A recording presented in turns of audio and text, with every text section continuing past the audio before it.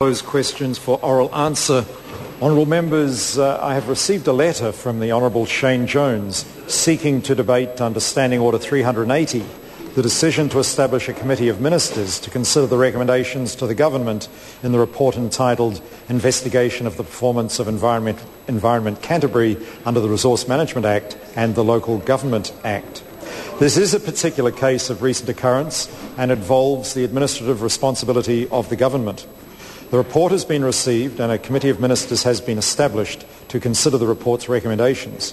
However, the government has not yet formed a view on the major changes proposed in the report. While on occasions the release of a report may warrant an urgent debate, the circumstances must be exceptional. While the issue is an important one, the time to consider this report's recommendations will be when decisions on them are made and any necessary legislation comes before the House. In these circumstances, I do not believe that setting aside the House's business for an urgent debate today can be justified. The application is, therefore, declined. I call on Government Order for the Day number 1. It's of motion number 3. The Honourable Cherry Brownlee. Mr Speaker, I move that pursuant to Section 3 and 5(2) of the Ombudsman Act 1975, this House recommends His Excellency the Governor-General reappoint Ms Beverly Ann Wakeham, CBE of Wellington, as an Ombudsman and as Chief Ombudsman with effect from 1 March 2010. Mr Speaker, Ms Wakeham is a very distinguished servant of the New Zealand public.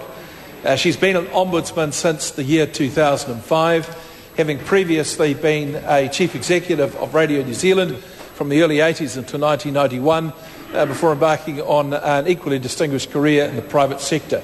She has been Chief Ombudsman since 2005, when she was appointed to that position by this House. Mr Speaker, the Ombudsman's office is a very important organ of state and also an important advocate for the protections that New Zealanders expect inside our democracy. It's an organisation that is able to conduct free of charge examinations into all manner of requests from the public that relate to the activities of governance in this country.